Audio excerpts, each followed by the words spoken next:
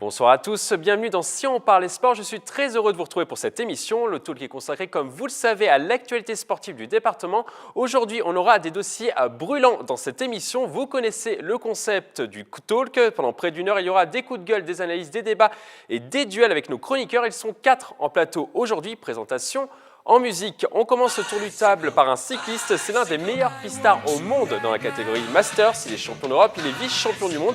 Il n'est pas focalisé que sur le cyclisme, c'est un expert dans presque tous les sports. Le stratège Yann Dujarier est avec nous pour cette émission. Bonsoir Mickaël. Bonsoir Yann. Le stratège. Pas tous les sports. Hein. Pas tous les sports. Ah, pas tous les sports. Je vous ai un petit peu surpris. Oui, encore une fois. Encore une fois. Comme d'habitude. Ça ne vous déplaît pas, j'espère. C'est pas quelque chose que j'apprécie particulièrement. D'accord, bon, ok. On le note pour la prochaine fois. Merci. On passe de l'autre côté musique. Il est cavalier international de niveau 2 étoiles. Il est le gérant des écuries du château de Plaisir. On le surnomme dans cette émission le Zorro des Yvelines. Le vengeur basquet Raoul Côté de Retrait est avec nous aujourd'hui. Bonjour Raoul. Bonjour Mickaël. Alors aujourd'hui, dans cette émission, on va parler du Vendée Globe, de golf. Ça vous convient, ça vous inspire? Super, des sports par lesquels je suis plus concerné, plus ou moins chacun. Donc on va voir. Je compte sur vous en tout cas pour comptez aider sur Yann, moi, hein, je serai s'il a des présent questions. et j'essaierai de défendre mon coin. On repasse à droite, musique. Il est le Michael Jordan de la répartie, le Zidane des analyses, le Michael Phelps des duels. C'est un mythe, une légende vivante, que dis-je, un monument des Yvelines. Il maestro Mustapha Larbaoui est avec nous pour cette émission. On est très heureux de vous recevoir, Mustapha, sur cette émission. Bah écoutez, moi aussi, avec des présentations comme celle-là, j'adore. Clairement, on peut continuer l'émission. Pour le moment, tout va bien. Alors, je rassure quand même les téléspectateurs. Votre venue ici a coûté légèrement moins cher que le transfert de Paul Pogba à Manchester cet été. Ouais, légèrement. À quelque chose près, ouais. Okay. Mais il y a de plus en plus de moyens. Plus en plus de moyens TV On voit bien le plateau de On a télé. cassé la tirelire pour vous. Et on a cassé des murs aussi pour agrandir le plateau. On a tout cassé pour agrandir le plateau. Et bonjour aux téléspectateurs. On termine notre tour de table à gauche, musique. C'est un petit nouveau dans cette émission. Il est depuis le début de la saison le directeur sportif des Templiers d'Elancourt. Il a le football américain dans le sang. Il ne rate aucun Super Bowl à la télévision.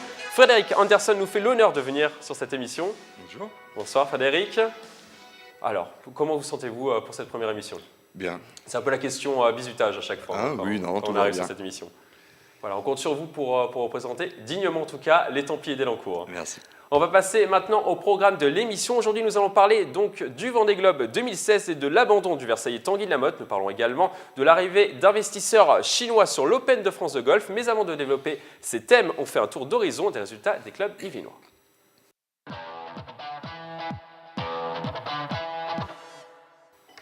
On commence par un exploit historique. En football, le club des Clés-sous-Bois participera au 6e tour de la Coupe Gambardella, la Coupe de France des moins de 19 ans. Les Clésiens, qui évoluent en 2e division de district, ont réussi à faire tomber Clichy-sur-Seine au stade Beltramini. Une équipe qui évolue 2 divisions au-dessus des Yvinois. Le score 3-1. On écoute les réactions. On est bien rentré dedans. On a dominé en première période. On a mis les buts qu'il fallait mettre. Ensuite, en deuxième, ça a été plus dur. Ils sont revenus. Ils voulaient revenir dans le match, mais on a tenu avec le 3e but en fin de match. On a tué le match. On se tuera les uns pour les autres. C'est comme ça. Je coupe le match en deux. Première mi-temps, ils gagnent 2-0. Deuxième mi-temps, ils m'ont satisfait en mettant leur dernier but qui fait un partout en deuxième mi-temps et qui nous donne un score total de 3-1. Donc entièrement satisfait de cette équipe qui veut et qui a envie d'aller le plus loin possible et continue l'aventure, comme toujours.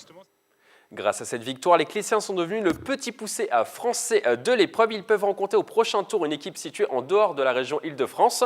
Après leur qualification, les Clés-sous-Bois ne voulaient pas encore se projeter sur leurs futurs adversaires. On les écoute, c'était avant le tirage au sort.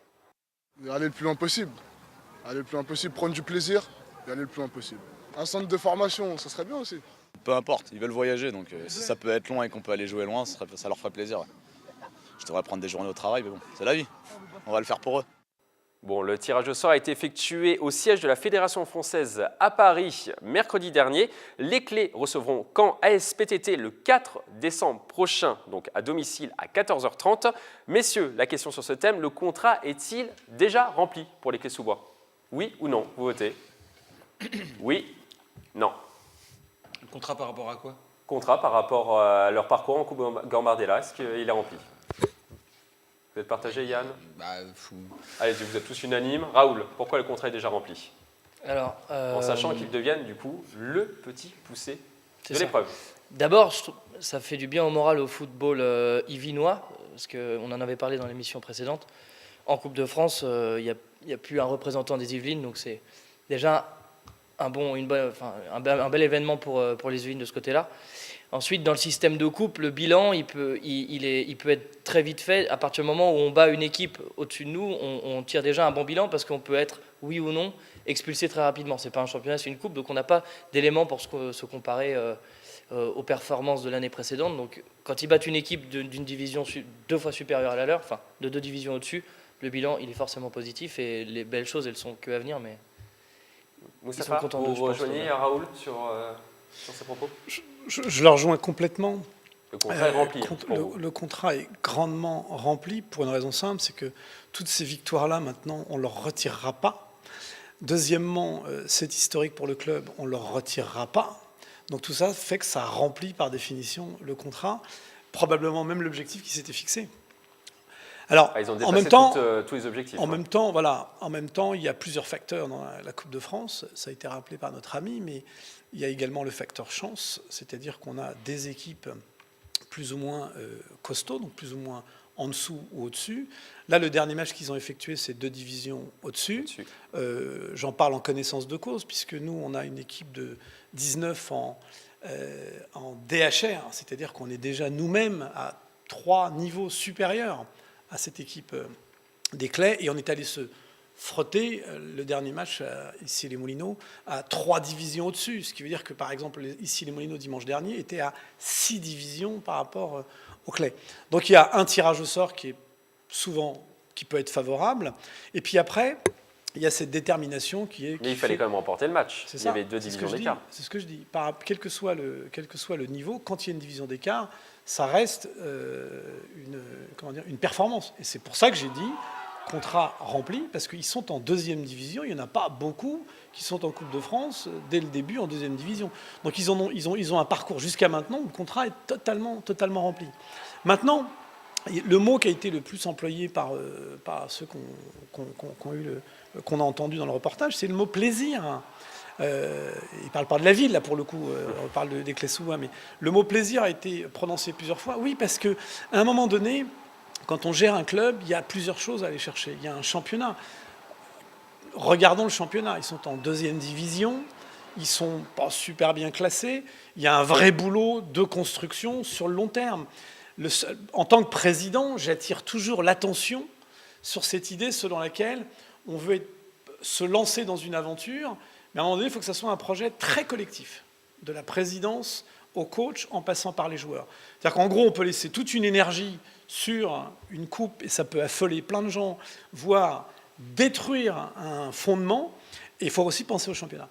Donc sur ce problème-là, contrat rempli, ils iront chercher probablement une victoire supplémentaire, on leur souhaite, en tous les cas moi je leur souhaite, qu'ils ne perdent pas de vue et qu'ils ne perdent pas leur énergie sur un championnat, parce qu'ils sont en 2e div, et voilà, donc on leur souhaite le meilleur.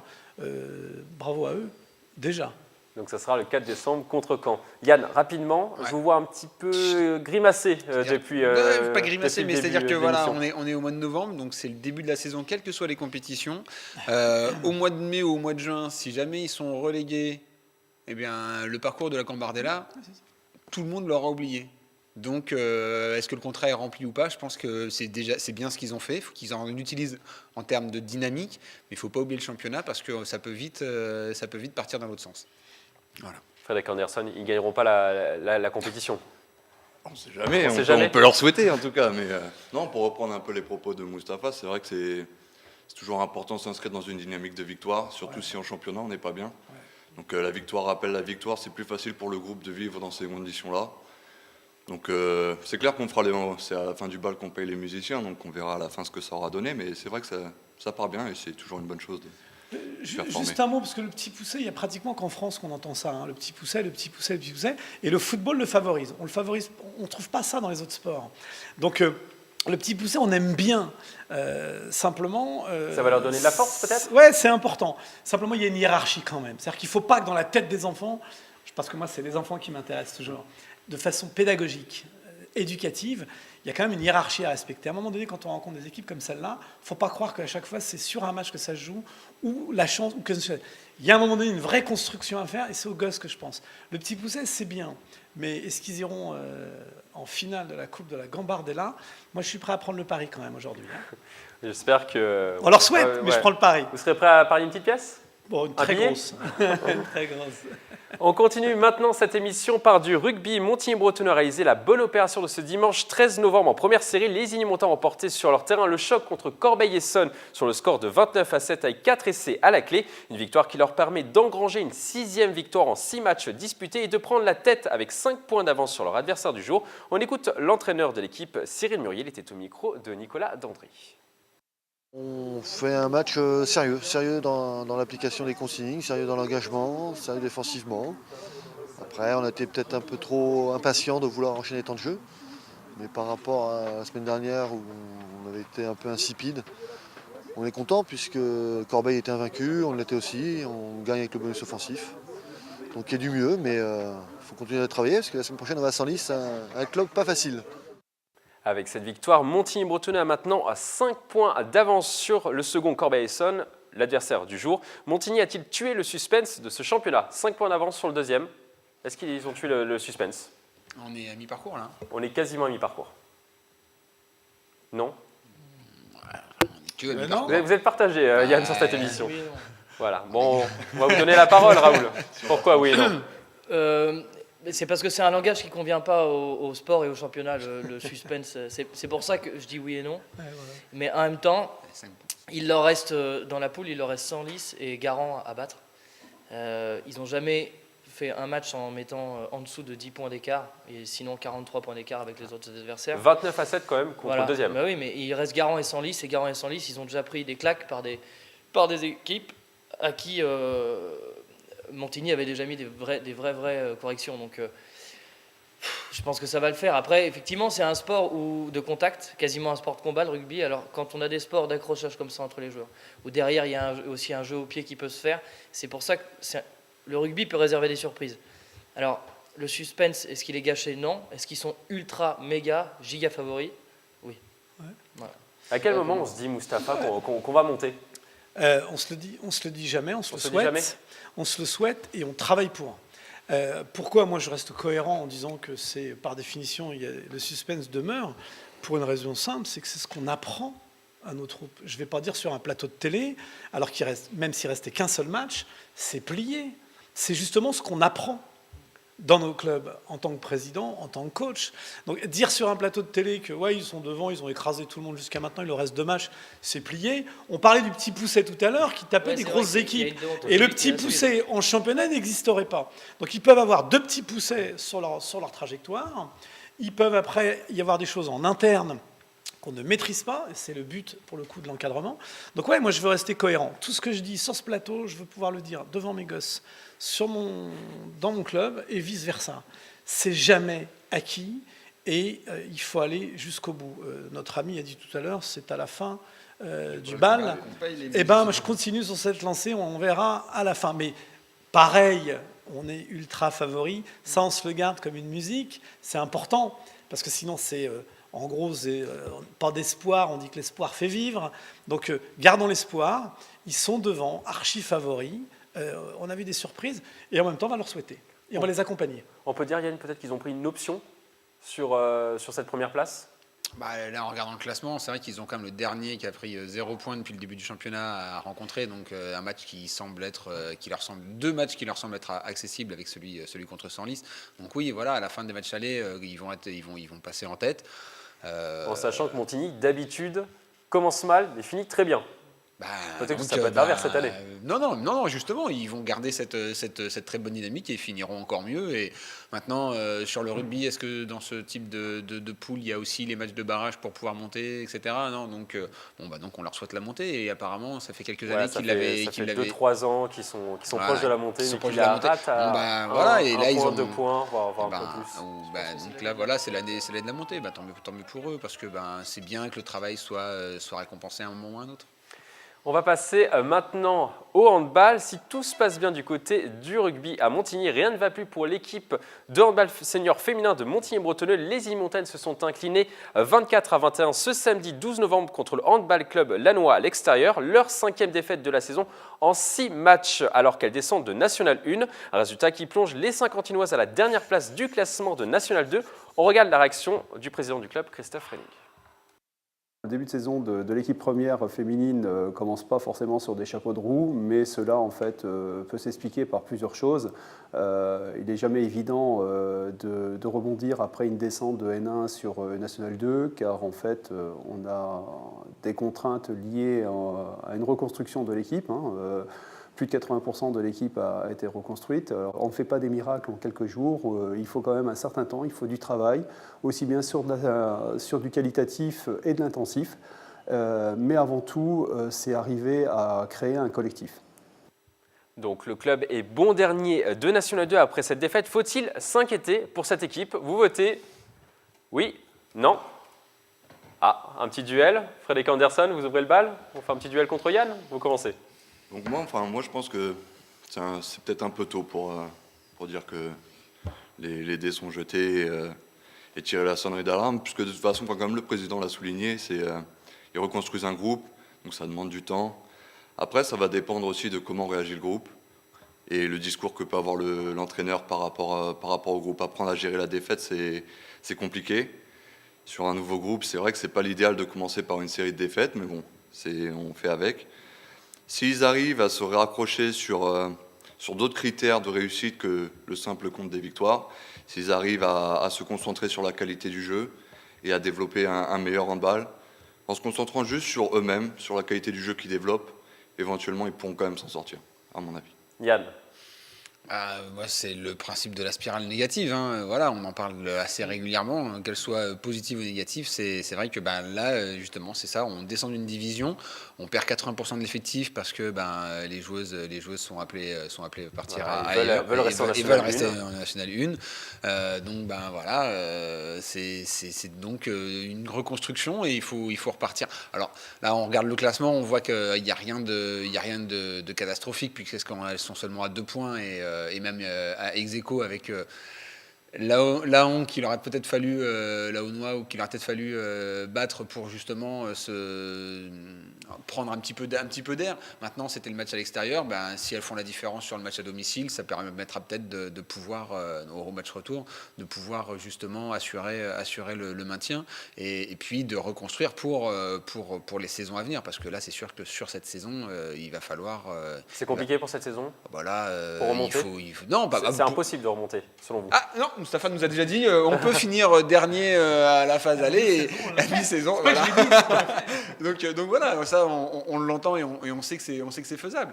Mais voilà, là c'est quand même compliqué sur une série où on descend déjà de championnat et où il y a tout à reconstruire. Je pense qu'il y a un contexte qui peut être différent. Là, elles sont dans un contexte qui est quand même très très défavorable.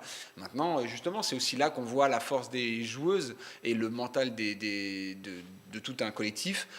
C'est justement devant l'adversité quand on arrive à la surmonter, c'est toutes les satisfactions qu'on peut sortir derrière, quoi. Au Templiers, c'est peut-être la situation que vous craignez le plus, peut-être? C'est pas que je le crains, c'est que vous qui êtes descendu du coup de première division à la deuxième division et vous allez recommencer le championnat en février. Il y a beaucoup de similitudes avec leur situation, sauf que nous, le championnat n'a pas encore commencé, donc j'espère qu'on va commencer par une série de victoires, nous. Vous allez leur montrer peut-être les résultats des filles de Montigny, du coup, pour les motiver. Voilà, leur montrer ce qu'on va essayer d'éviter et puis comment on va le faire. Non, ce qui est vraiment important, je pense, c'est d'être patient et de savoir que forger un groupe, ça prend du temps. Et puis je pense qu'à mesure que la saison va avancer, le groupe va se fédérer. Et puis s'ils arrivent à accrocher au discours de l'entraîneur et au projet du club, ils arriveront à s'en sortir. Après, est-ce qu'ils vont monter dès cette année? Peut-être pas. Mais tout le travail qui sera fait cette année, il servira l'année d'après. Si ce n'est pas cette année, ce sera l'année prochaine ou l'année d'après. Et de toute façon, dans le sport, on peut pas tellement savoir ce qui se passera demain. Oui, Raoul, peut-être qu'il faut faire une croix peut-être sur cette saison et penser plus aux saisons futures, du coup. De toute façon, il prévoit la remontée dans la division supérieure sur 4 ou 5 ans. Donc un objectif qui est à très très long terme. Maintenant, le creux d'une vague, il est toujours à gérer d'une manière intelligente et il faut absolument le dédramatiser Et alors c'est pas avoir un désintérêt total pour les championnats, pour la suite des événements, etc. Mais puisque là justement, c'est l'avantage de ne pas être dans des grosses équipes nationales ou comme dans d'autres sports où il y a des fonds d'investissement pas possibles qui mettent de l'argent, où il y a une rente obligatoire, on est pressé pour l'année prochaine. Quand on est dans des assos comme ça, il y a quand même, je pense, moins de pression, ça se fait un peu plus à l'amiable. Si ça doit durer 5 ans, ça dure 5 ans, mais au moins on préserve l'intégrité des clubs, des joueurs, et on prépare mieux la suite.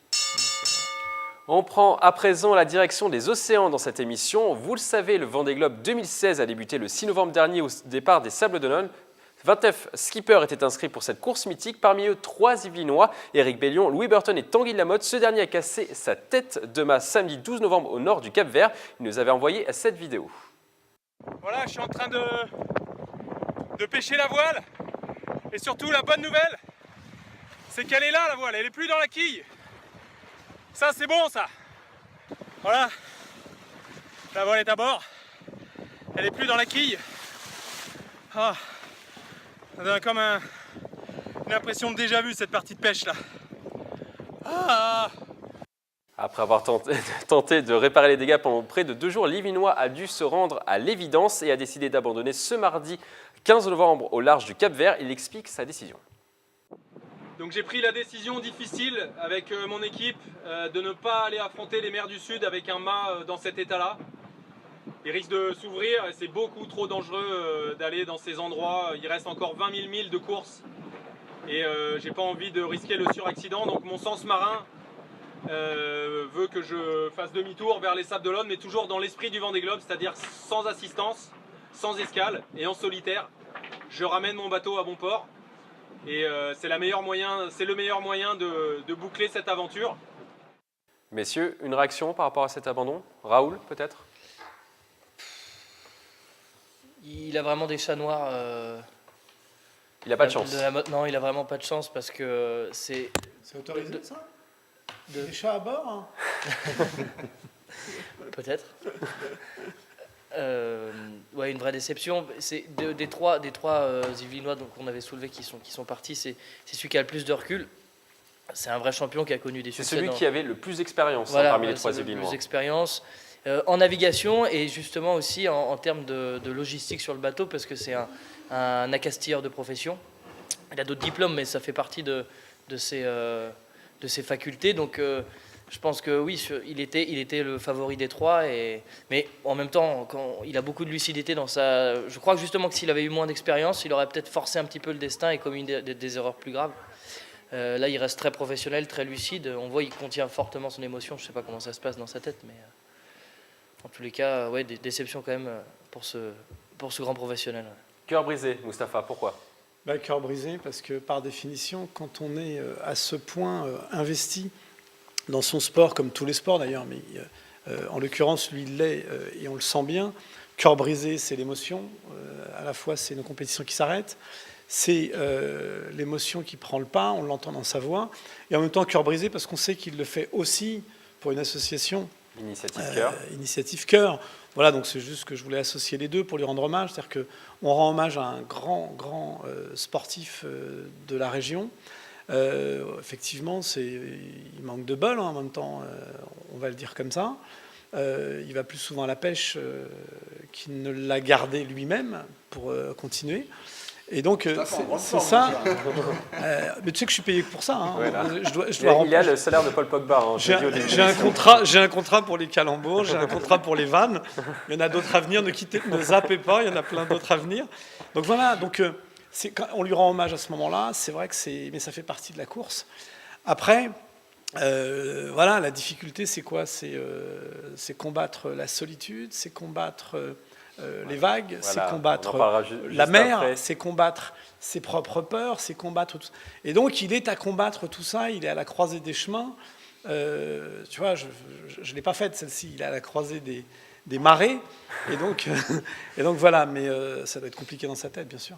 Yann, une réaction? Vous avez marqué voilà, déception, ouais, parce que c'est vrai que dommage pour lui, ça lui arrive régulièrement d'avoir des avaries. C'est pourtant un très bon. Vous admirez peut-être aussi son courage. On le voit en train de réparer. Non, mais ça fait partie du job. Hein. Donc quand on part, l'objectif c'est quand même de terminer. Moi, ce que j'aime beaucoup avec Tanguy, c'est voilà le fait de le faire pour cette association, de vouloir en parler et donc on peut encore continuer à le soutenir en cliquant sur le site d'Initiative Fjord. Mais voilà, je trouve que c'est pas de bol et puis surtout c'est quand même une belle aventure et c'est quand même dommage de se dire au départ déception parce que les mecs ils partent pour 3 mois et ça a duré 10 jours quoi. Purée, enfin voilà, c'est ça qui c'est en ce sens que je dis déception parce que je pense que si l'avarie arrive beaucoup plus tard, on a quand même déjà vécu là je pense qu'il doit avoir une grosse frustration.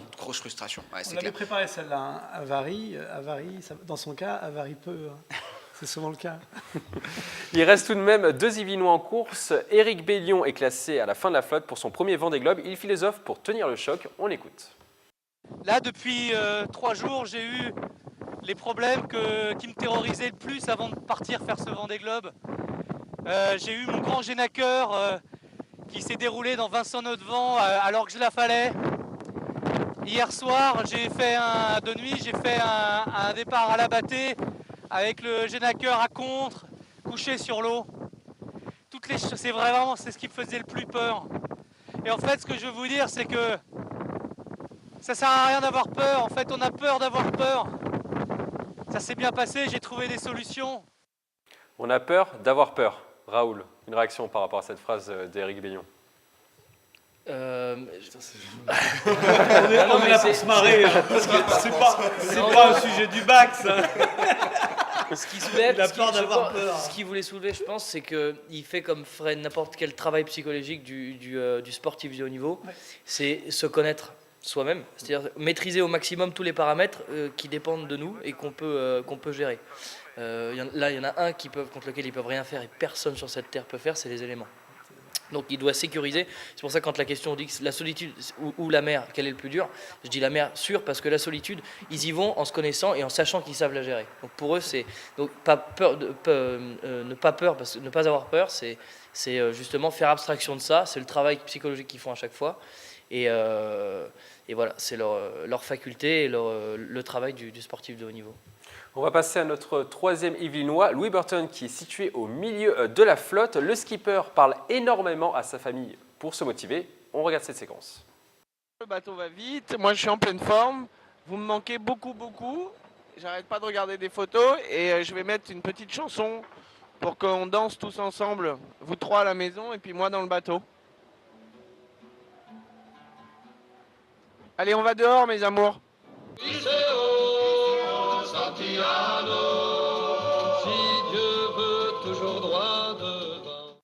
La question sur ce thème, le plus grand danger sur ce Vendée Globe, les vagues ou la solitude?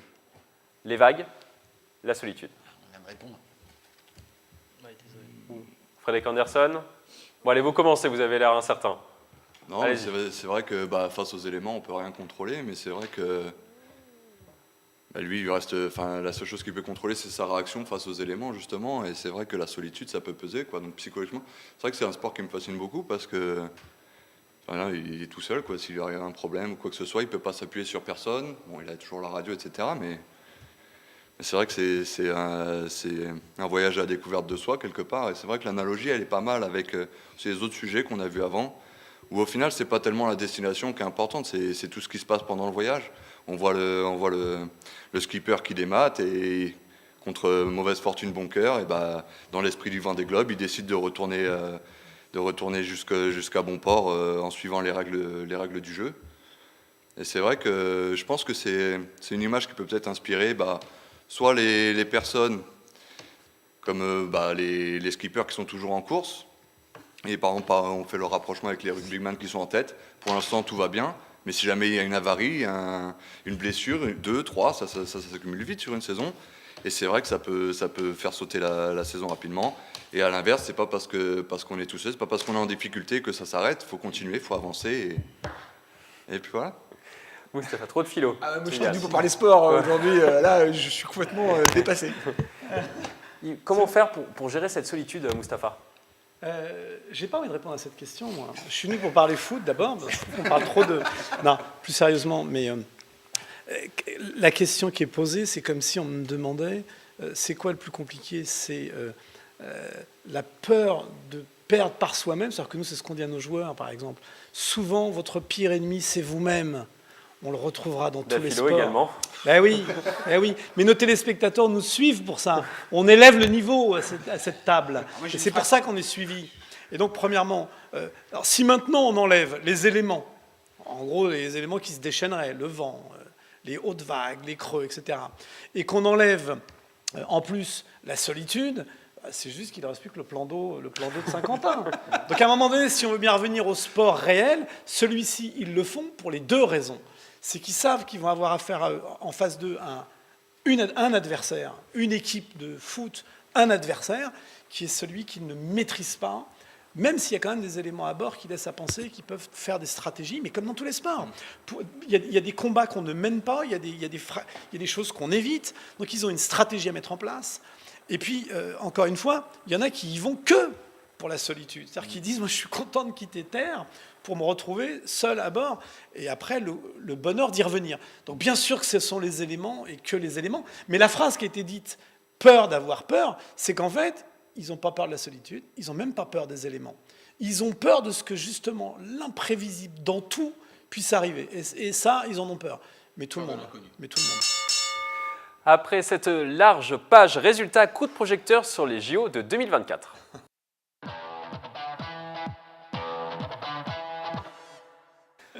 Nous sommes dans la dernière ligne droite pour les JO 2024. La France a présenté ce mardi à Doha son projet devant le CIO. Le judoka Teddy Riner et la délégation française ont essayé de faire la différence face aux deux autres dossiers à Budapest et Los Angeles. Quand on voit le projet parisien, ses précédents échecs dans cette course aux JO et les autres villes concurrentes, Paris est-il ultra favori, messieurs? Oui ou non? Oui? Non? Ultra favori? Vous êtes tous d'accord? Tous unanimes. Favori, On est encore ultra comme d'habitude. Donc Yann. voilà. On est ultra derrière. On est Pas tous en même temps, pas tous en même temps. Yann. On est complètement chauvin et donc on souhaite tous avoir les Jeux à Paris. Maintenant, Budapest, ça fait pas super rêver. Je connais pas, mais ça fait pas super rêver. Par contre, c'est vrai que Los Angeles. Alors, le CIO va se prononcer sur les envies de voyage de Monsieur Yann Dujarier. Voilà. Merci.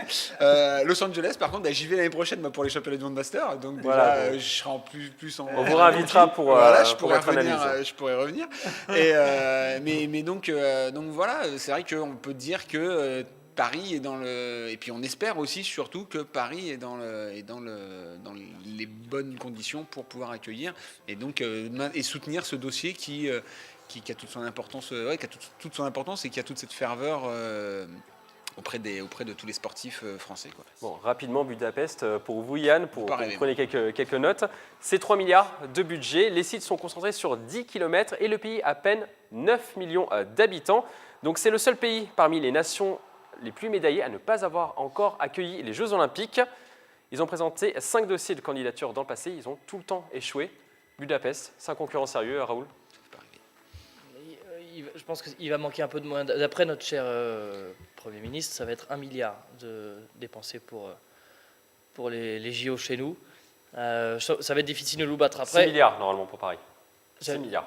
Ah 6, bah, je me trompe de le double 6 de fois. Budapest. Pardon, j'avais vu. Paris a gagné.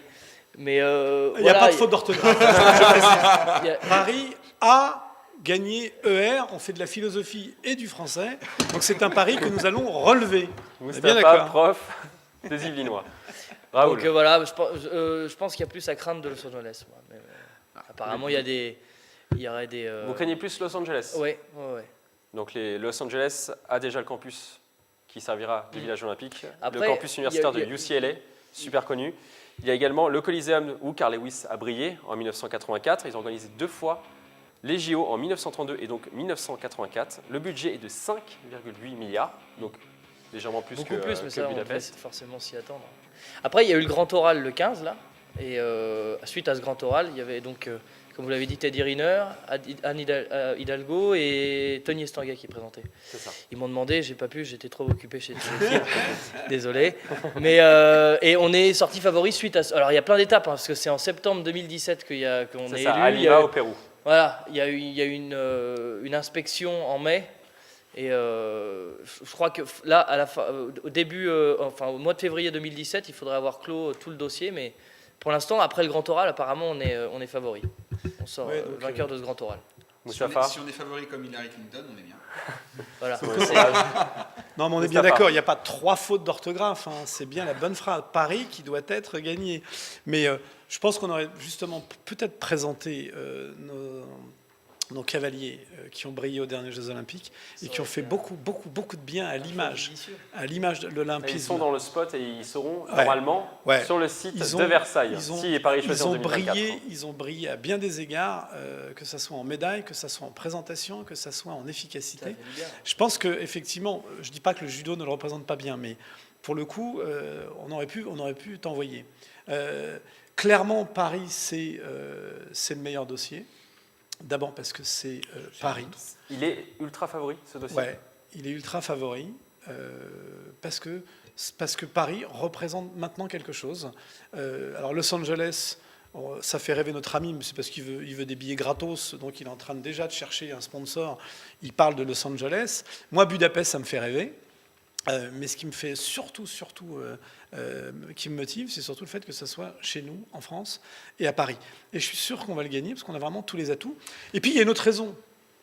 C'est que, voilà, il y a beaucoup de politique. C'est quand même des dossiers qui sont financiers, mais globalement, ça se boucle assez facilement, que ça soit pour le financement, que ça soit pour les retombées, et donc le rendement, pour faire simple. Mais politiquement, je pense qu'on a nos chances. On a eu quelques revers. On ne peut pas, comme ça, nous éconduire tout le temps. En 2012, et Trump, qui a dit qu'il n'en voulait pas, le problème, c'est qu'il dit quelque chose un jour et son contraire le lendemain. Peut-être que ça nous sera favorable, parce qu'ils ne vont pas savoir à qui se fier. Auquel cas, il reste Budapest. Budapest, c'est voilà, pour le pays, pour le coup. Il y a aussi des problèmes, entre guillemets, politiques. Voilà, je ne vais pas rentrer dans les détails, mais il y a eu des choses qui laissent à penser que c'est un peu instable. On ne va pas faire de géopolitique. Non, mais on fait de la politique, on fait de la philosophie du français, on élève le niveau. Moi, je suis désolé, le sport, c'est un... Et à mon avis, Paris va gagner. Voilà. Frédéric, on a appris peut-être de l'échec de 2012, où Paris, pour le coup, était ultra favori face à Londres. On était au coude à coude avec Londres. Après, ça s'est joué, comme disait Moustapha, sûrement sur de la politique. Le dossier hongrois avait l'air d'être un peu plus léger que celui de Paris ou Los Angeles, donc ils partent avec un peu déjà de retard. Maintenant, oui, sur Los Angeles, il va falloir savoir si le nouveau gouvernement américain soutient la candidature ou pas. Faut pas se tromper. Hein. Merci. Vous deviez élever le niveau. Je suis payé pour ça. Mais il y en a des plus durs que d'autres. En fait, Los Angeles a récupéré une franchise NFL l'année dernière, donc ils ont déjà une nouvelle rentrée d'argent. Peut-être que pour eux, les enjeux financiers ne sont pas aussi capitaux que sur Paris. Il y a également une histoire peut-être de lobbying. Également, NBC, la chaîne américaine, a acheté pour plusieurs milliards de dollars la retransmission des JO jusqu'en 2032. NBC avait également influencé les finales de natation à Rio avec Michael Phelps, notamment pour l'avoir en prime time chez eux. Est-ce que finalement, NBC, Yann, je crois que vous êtes un peu sensible sur la question, peut... Aller rêver à 3h du matin pour regarder les finales, c'était dur quand même cette année. Est-ce que NBC peut finalement peut-être faire pencher la balance du côté de Los Angeles ? Le pognon, oui. L'argent fait tout, on va encore en parler tout à l'heure. Logiquement, le CEO est neutre. Oui, d'accord, mais bon, à un moment où il faut faire rentrer et puis il faut... moi, juste pour revenir aux 3 dossiers de candidature, c'est vrai que si on avait à la place de Paris un pays asiatique dans la balance, je serais plutôt pour Budapest, c'est quand même moins loin pour pouvoir se déplacer. Moi, je suis assez pragmatique là-dessus. Mais bon, non, voilà, il faut que ce soit Paris et Los Angeles. Oui, c'est vrai que oui, par rapport à la question, en effet, tous les lobbying ont leur importance et peuvent jouer en la faveur des uns ou des autres. Sur cette question, il y a quand même de plus en plus de contre-pouvoirs. C'est-à-dire que maintenant, on dit que c'est très politique, ça l'est. C'est très financier, ça l'est. Mais à un moment donné, il y a quand même maintenant beaucoup de contre-pouvoirs. Il faut une faveur populaire, peut-être ? Tout le monde y fait attention quand même maintenant. Donc, ils ne vont pas se permettre d'avoir tout le temps, parce qu'ils ont payé tout le temps sur leur territoire pour l'avoir à leur prime time et laisser la planète à l'abandon. On est passé dans le multilatéralisme dans le sport, si on pouvait le faire dans la politique. politique, ça serait bien aussi. On était à Rio Paris, cette c'est année. sûr. On était à Rio cette année, on va au Japon en 2020. Et donc je pense qu'une candidature européenne a beaucoup plus de chances sur 2024. C'est logique. Ouais. Question d'alternance. Bien sûr. Et est-ce qu'il faut également une ferveur populaire, Raoul, pour que Paris gagne finalement? Oui, c'est ce que je disais justement. Le sport, ça a toujours été un peu l'aspirine. On est dans une situation où on a vraiment besoin de se rassembler autour de quelque chose, de se mettre d'accord les uns les autres, et je crois que socialement, ça nous ferait beaucoup de bien. Et le sport a toujours été un très très bon ingrédient pour recréer cette cohésion sociale et populaire, quoi. Donc, oui, c'est un déterminant très important. Bon, en tout cas, les Illinois sont partagés sur les JO de Paris 2024. On regarde les réactions. Moi, je suis un peu neutre, mais avec 94% des infrastructures, je pense que c'est une bonne chose. Enfin, c'est un bon point de départ. Et ça relancerait le rayonnement de la France à l'étranger. Et puis, je suis quand même un peu favorable pour. Je pense que c'est un bon point pour la France. Non, plutôt contre, parce que je trouve que les investissements qui sont mis dedans sont colossaux, génèrent plus de troubles à la population qu'autre chose, de circulation, et que cet argent finalement pourrait être utilisé à des choses plus profitables pour le sport ou pour la communication entre les peuples que cette vaste compétition internationale qui réveille les chauvinismes. Je suis à fond pour, ça pourrait apporter du dynamisme à la France, et puis en plus je suis coureur sur piste, donc les compétitions de cyclisme sur piste seraient au Vélodrome de Saint-Quentin-en-Yvelines, donc tout proche, donc voilà, ça serait formidable. Et puis voilà, si on ne l'a pas là, je ne sais pas quand c'est qu'on l'aura, donc c'est le moment ou jamais. Comment expliquez-vous ce géoscepticisme? Les bilans de ce qui a pu être fait en Grèce, des dernières éditions qui ont coûté très cher. Ça coûte trop cher, mais ça rapporte énormément également. On ne sait pas. Il y a pas. Oui, bien sûr, ça fait vivre du tourisme, mais bon, non, je trouve que c'est compliqué. Et en effet, je pense que c'est les échecs des dernières éditions qui font que les gens peuvent avoir cette crainte sur l'organisation des Jeux Olympiques. Moustapha. La question financière, personne n'en sait rien, parce qu'on a des experts qui vous disent que ça rapporte, il y a des experts qui vous disent que ça coûte. Et d'ailleurs, les gens répondent qu'à cette question. Il y a déjà 4 sites dans les Yvelines, notamment, qui sont quasiment faits. Voilà, dans les Yvelines, en tout cas, on est prêt. Si on veut accueillir les JO demain, on peut les accueillir. Les experts disent que les infrastructures existantes peuvent suffire, d'autres il faut en rajouter. Le coût de l'organisation, par définition, ça peut être un gouffre pour certains, un investissement pour d'autres. D'ailleurs, les gens ne répondent même pas à la question si on est favori ou pas. Ils ont tous répondu, on est pour ou on est contre sur l'aspect financier. C'est-à-dire que ça va nous coûter des ronds, je suis contre, ou alors ça va nous rapporter des ronds, je suis pour. C'est pas la question. La question, c'est on a un dossier solide. La réponse est oui. Après, on est dans une telle crise économique, en tous les cas, perçue comme ça, réelle ou perçue pour certains, que du coup, c'est presque devenu un gadget, parce que mettre des ronds là-dedans, quand on n'est pas sûr des retombées dans une période de crise, réelle, supposée, peu importe, les gens répondent à cette question, en fait. Mais on a le meilleur dossier, clairement. Clairement, ce sera le mot de la fin. Et la symbolique est beaucoup plus importante qu'on ne le croit. La France a besoin de retrouver des couleurs par rapport aux attentats, par rapport à tout ce qu'on a vécu. C'est la symbolique, et ça n'a pas de prix. On l'aura. Bon, l'attribution des JO se fera à Lima, au Pérou, en septembre 2017, et on espère évidemment un dénouement positif pour la candidature française. On passe maintenant à notre focus du jour.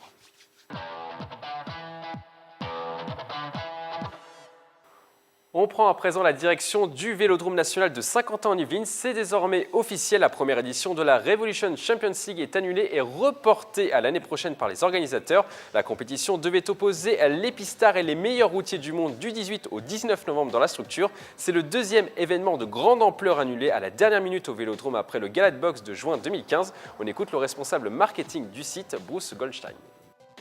En toute transparence, c'est la raison pour laquelle on a choisi de déplacer la manifestation. Encore une fois, on a validé l'événement assez tardivement, on l'a acté au mois de juillet et on a débuté la communication à la fin de l'été, donc début septembre. Et pour une manifestation de cette ampleur, communiquer 2 mois et demi avant, c'est un peu court. On a plusieurs facteurs qui peuvent l'expliquer. Un, c'est un nouvel événement. 2, le Vélodrome est encore assez récent, donc on a besoin de temps véritablement pour inscrire la manifestation dans l'esprit des gens. Messieurs, faut-il s'inquiéter pour le Vélodrome national de Saint-Quentin-en-Yvelines? Est-ce qu'il faut s'inquiéter pour cette structure? Ah, un petit duel entre vous, Raoul, et Mustapha? Allez, Raoul, vous commencez. Pourquoi vous êtes inquiet? Inquiet pour le Vélodrome ou inquiet pour le championnat? Pour le Vélodrome. Moi, je trouve que le Vélodrome, il a quand même fait ses preuves dans le passé, avec les championnats du monde et les championnats d'Europe. Donc s'inquiéter pour le Vélodrome... Championnat d'Europe, seulement la moitié des billets ont été vendus. Et encore la moitié... Ouais, mais le reste positif. Moi, je mets ça sur le dos de la stratégie de communication de ces événements-là qui n'ont vraiment pas été à la hauteur du spectacle qu'offrait le sport quand on y allait et quand on voyait ce que ça générait, quoi. Donc, maintenant, on sait que c'est un endroit en France qui est majeur pour les événements de cyclisme. Donc, je ne sais pas si ça va porter préjudice au Vélodrome. Je pense que ça porte préjudice à l'événement qui soit ailleurs, mais pas au Vélodrome. À long terme, je pense pas. Moi, si j'ai bien compris la question, c'est faut-il s'inquiéter? Moi, la réponse, c'est pour le oui, Vélodrome, pour le Vélodrome, il faut s'en inquiéter, évidemment. Puisqu'une structure, par définition, il ne faut pas simplement la construire, mais il faut l'animer, il faut la rentabiliser. Donc, il faut s'en inquiéter, mais je n'ai jamais dit qu'il fallait le raser. C'est-à-dire qu'il est là, il est magnifique, il va rendre service, il va rentrer dans le cadre des Jeux Olympiques, il a un avenir. Je veux dire, ce n'est pas un problème. Je dis qu'il faut s'en inquiéter maintenant, parce que quand on commence à annuler une fois, deux fois, c'est juste que c'est compliqué après de rattraper toute une machine parce qu'il y a des équipes derrière. Des équipes qui travaillent, qui finissent par annuler. Des pouvoirs publics qui lancent des défis sur l'emplacement. Des annulations, c'est jamais bon. Donc il faut s'en inquiéter. Je n'ai pas dit de le raser. Donc il faut s'en inquiéter, c'est-à-dire qu'il faut trouver les solutions.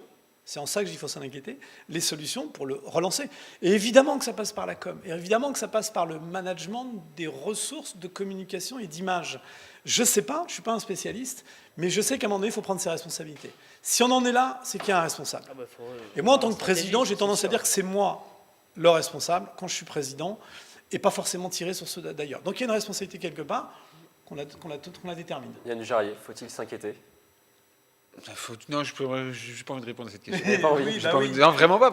Non, j'ai vraiment pas envie de répondre à cette question parce que faut-il s'inquiéter? Non, la structure elle est là, la structure elle bougera pas, et on trouvera toujours de toute façon. On trouvera toujours de la manière de la. Oui, mais à perte. De la faire fonctionner. À perte ou pas à perte, on est d'accord. Aujourd'hui, moi ce que je vois, c'est il faut analyser et il faut comprendre pourquoi est-ce que ça n'a pas marché. Donc il faut s'inquiéter. On a eu les championnats du monde. On a eu les championnats du monde en 2015. Super réussite. Voilà, Vélodrome blindé, grosse ambiance, génial. Le lancement était plutôt positif. Le lancement était très positif. Là, on a des Jeux Olympiques où l'équipe de France de cyclisme sur piste s'est ramassée complètement, un échec total. Juste derrière, seulement une médaille de bronze. Seulement une médaille de bronze. Voilà. Juste derrière, on organise les championnats d'Europe et un mois après, on présente un autre événement sur lequel même moi qui suis cycliste, je ne savais même pas ce qu'on venait voir. Tu vois un peu le truc, toi ? On ne savait pas qui étaient les coureurs qui allaient venir rouler. On ne savait pas quelles étaient les épreuves. Il y a un problème d'organisation selon vous ? Mais pas un problème d'organisation, un problème de communication. Un problème de communication. Quand on voit un événement qui est nouveau comme il est fait en Angleterre, ça fonctionne de feu de Dieu, c'est génial. C'est entre 5 000 et 10 000 personnes à chaque fois dans le stade. 5 000.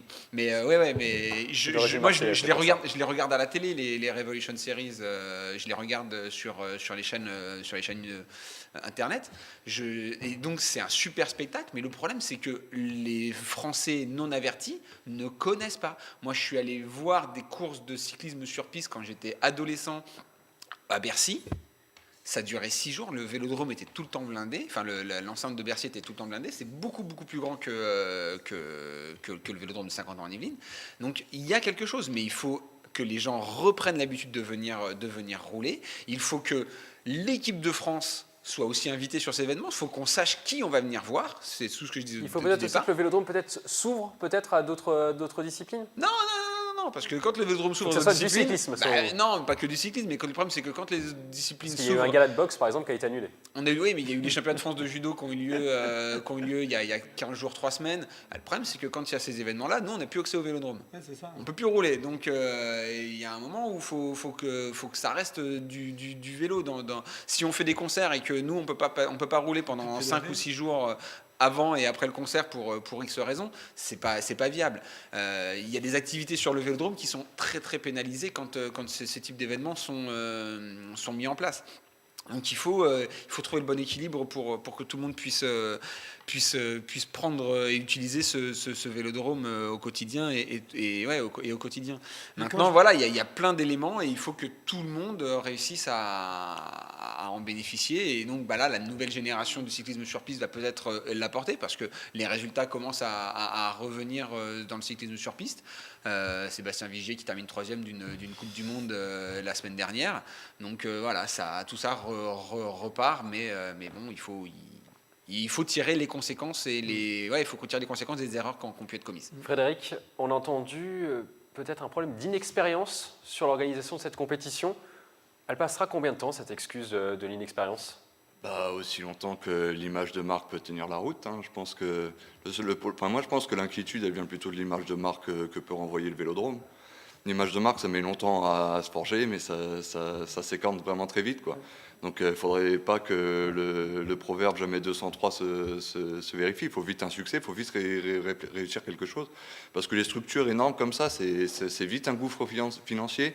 Et si on n'a rien pour les rentabiliser, rien pour attirer, faire rentrer de la trésorerie, au bout d'un moment... Parking. Ben oui. Il manque d'un parking. Il n'en manque pas qu'un parking. Vous êtes obligé de traverser. Donc c'est un problème peut-être d'architecture peut-être. C'est un problème. Le concept n'a pas été fait de la bonne manière dès le départ. Il y a des choses qui n'ont pas été réfléchies. Ok, il est temps de dégager les amateurs, quoi. C'est ça l'histoire. non, mais ça n'a pas été réfléchi en amont. Ça n'a juste pas été réfléchi en amont à la conception du projet. Voilà. Si on veut les Mot de la fin pour vous, Mustapha. Rapidement. Si on veut les JO, il faut peut-être qu'on coupe cette séquence. Vous gardez pas cette partie-là. On est les meilleurs. Après le cyclisme, on ouvre à présent notre débat sur le golf.